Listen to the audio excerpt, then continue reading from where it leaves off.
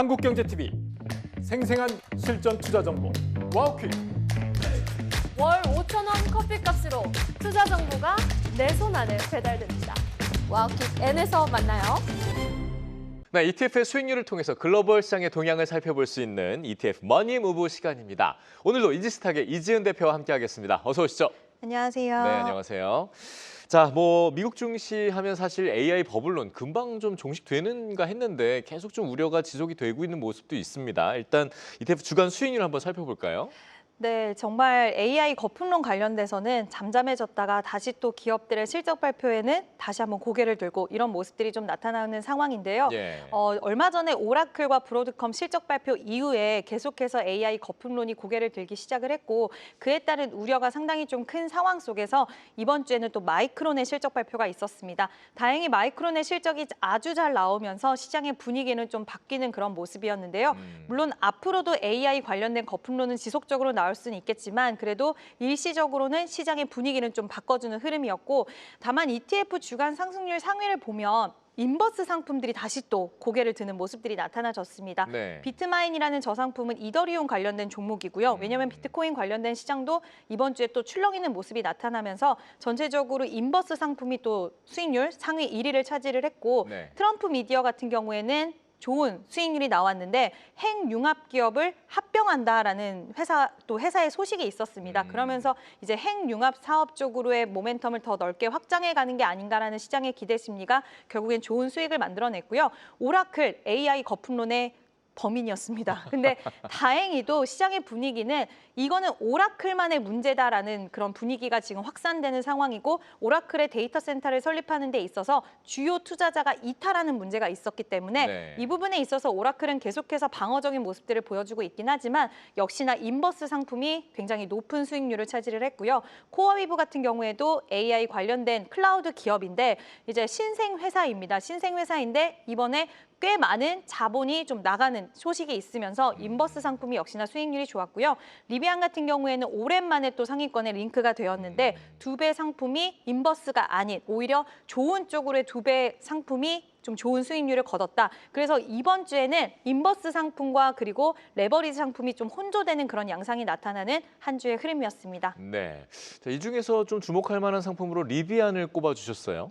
네, 리비안 참 오랜만에 보시는 것 같을 네. 거예요. 근데 최근에 주가 흐름은 그래도 좀 양호한 흐름들이 이어지고 있고 여러 가지 좀 긍정적인 소식들이 나왔습니다. 리비안 같은 경우에는 AI 관련돼서 이제 우리가 AI 기반한 전기차가 출시된다라는 기대감이 있는데 AI가 기반이 되면 여러 가지 좀 추가적인 많은 기능들이 생길 수 있다. 그래서 사람들이 새롭게 이 차를 구입할 수 있지 않을까라는 기대 심리를 불러일으켰고요.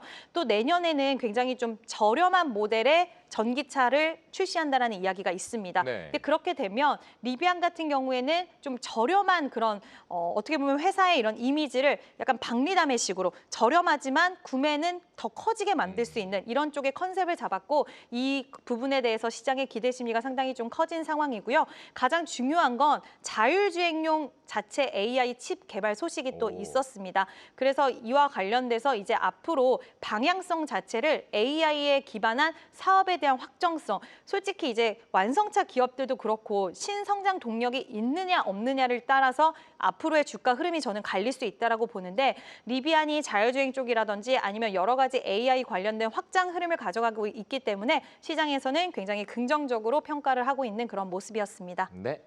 이어서 국내 ETF 수익률도 한번 좀 바로 살펴볼까요? 네, 국내 오늘은 정말 좋게 마감을 했습니다. 네. 오늘 굉장히 좋은 탄력도를 가지고 시장은 마감은 했지만 이번 주 마이크론 실적 발표 그리고 BOJ 통화 정책 거기에다가 CPI 발표 여러 가지 빅 이벤트가 있던 주간이다 보니까 시장 자체는 그렇게 오늘은 좋았지만 계속해서 변동성은 좀 있는 한 주였고요. 네. 일단 전체적으로 보시면 인버스 상품이 역시나 좀 많이 포진이 되어 있습니다. 아마 이것은 다음 주 되면 분위기가 확 바뀔 거라고 생각은 들지만 네. 2차 전지라든지 그리고 반도체라든지 여러 가지 거품론 관련된 이야기도 있었고 EU 쪽에서 내연기관을 퇴출한다라는 그 제도를 좀 변화시킨다는 이야기 그러면서 2차 전지 관련된 인버스 수익률이 좀 좋았고요. 선물 인버스 지수가 더 빠질 거라고 베팅하는 이 상품도 이번 주에는 수익률이 좀 좋았는데 전반적으로는 저 모습만 봤을 때는 시장 하락에 베팅하는 모습들의 투자자들이 많았다라는 부분을 확인할 수가 있습니다. 네. 자, 여기서 또 어떤 상품 주목해 보셨습니까? 네, 앞서서 살짝 언급을 드렸지만 2차 전지 관련돼서 시장의 불안감이 다시 또 확산되기 시작을 했습니다. 일단은 뭐 2035년이라고 한다면 멀기는 하지만 네. EU 쪽에서 정책적인 스탠스를 바꿨다라는 게 시장에선 좀 우려를 불러일으킬 수 있는 상황인데요.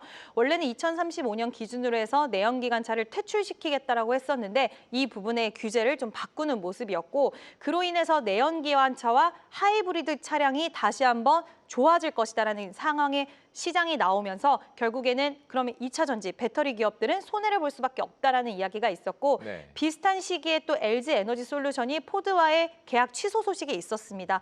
매출 규모의 한 28% 정도 되는 계약이라서 꽤 큰 건이었고 이 부분이 수주 잔고를 감소시킬 수 있다라는 거. 그래서 시장에서는 휴머노이드 로봇이라든지 아니면 앞으로 ESS 시장에 대한 성장 모멘텀은 여전히 있기는 하지만 당장의 전기차 캐즘이라든지 이런 완성차 기업들의 좀 추세를 변환하는 사업을 변환 이런 것들이 좀 우려는 될 수 있는 상황이라서 투자자들의 심리를 좀 건드렸고 이 부분이 인버스 상품의 수익률을 좀 상단에 올리게 링크되게 만든 요인이 아닐까라는 생각이 들고요. 2차 전지 관련돼서는 앞으로 좀 유의해야 될 부분들도 발생을 했기 때문에 투자하는 데 있어서 앞으로의 소식들 계속해서 팔로우업은 해보셔야 될 것 같습니다. 자, 다시 좀 미국 ETF 상품에 대한 얘기로 좀 돌아가 볼 텐데요. 관심 종목 좀 짚어주시죠. 상당히 고민이 깊어지기는 예. 시기이기는 하지만 이번에 마이크론 실적이 정말 너무나도 좋았습니다. 근데 여기가 사상 최고치를 찍은 실적이 아니라 계속해서 앞으로 나아가는 실적이라는 부분에 마이크론 테크놀로지 2배 디렉션 또 MUU를 오랜만에 가지고 왔는데요.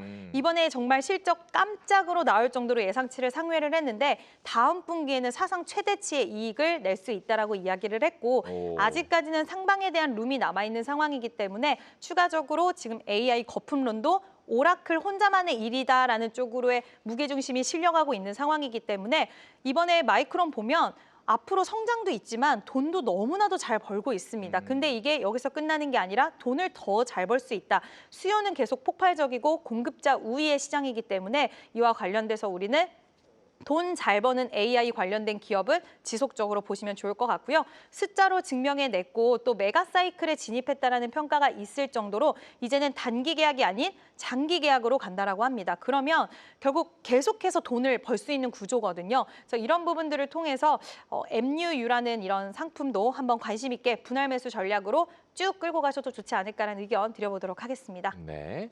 자, 계속해서 짧게 질문 드리는데 국내 ETF 관심 종목도 짚어주시죠. 네, 일단 4분기에 성수기에 진입할 수 있는 산업, 대표적으로 엔터 산업입니다. 콘서트가 네. 많이 포진이 되어 있고요.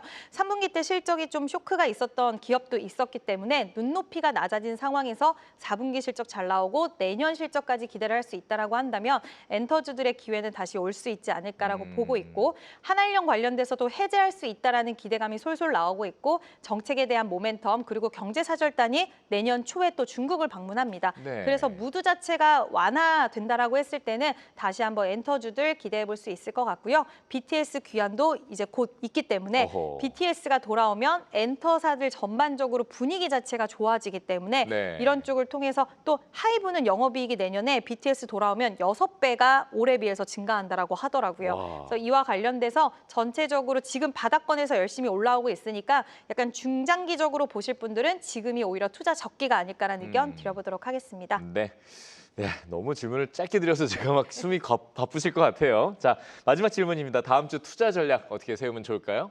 네, 짧은 시간 동안 많은 소식을 전해드리려고 하다 보니 네. 말이 좀 빨라졌지만 네. 일단 이번 주 마무리가 아주 좋았습니다. 그리고 곧 코스닥 활성화 정책에 대한 부분들도 윤곽이 더 뚜렷해질 것이라서 코스닥 종목들 특히 로봇, 제약바이오 이쪽 종목군들은 다음 주에도 또 순항을 이어갈 가능성이 있고요. 1월 달에 CES 일정 1월 초에 있고 또 JP모건 헬스케어도 있는 만큼 이런 일정에 대한 모멘텀이 있는 로봇과 제약바이오 순환배 한번 활용해 보시면 좋을 것 같고 AI 관련돼서도 반도체 지금은 쉬어가고 있지만 분명히 기회는 올 거라고 봅니다.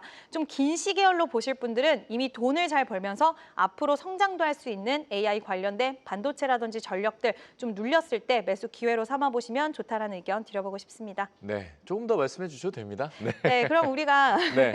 투자를 하는 데 있어서 네. 많은 분들이 고민이 되시는 게 이제 얼마 남지 않았잖아요. 예. 12월 달 얼마 남지 않아서 좀 고민이 많이 되실 것 같은데 현금 비중이 있으신 분들은 무리해서 급하게 진입하실 필요는 없다라는 부분, 그리고 항상 이제 연초가 되면 시장의 분위기들이 다시 한번 좀 바뀝니다. 그래서 시장이 주목하는 주도 섹터도 또 바뀔 수도 있기 때문에 지금 우리가 막 무리해서 투자를 하신다기보다는 수익 나고 있는 종목들 항상 말씀드리지만 챙겨 가시기도 하고, 바닥권에서 모아가는 전략의 종목군들은 변동성이 나온다고 하더라도 좀 진득하게 기다리시는 기다림도 필요하다는 이야기 드려보고 싶습니다. 네, 알겠습니다. 자, ETF 머니무브 시간 이지스탁의 이지은 대표와 함께했습니다. 오늘 말씀 고맙습니다.